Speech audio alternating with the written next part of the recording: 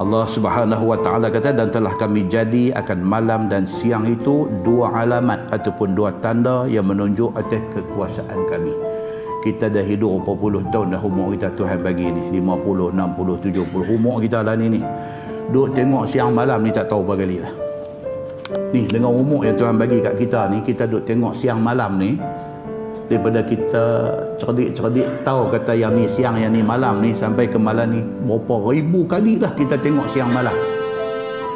Allah bagi tahu kat kita, Allah bagi jadi siang jadi malam ni, ini tanda kebesaran Allah. Bukan saja jadi, bukan kata main 6.30, 7 dia nak main malam, esok dia nak main 5.30, dia nak main 4, nak main siang. Bukan itu saja, tetapi di sebalik kejadian malam dan siang itu ada message yang Allah Subhanahu wa taala nak bagi kat kita.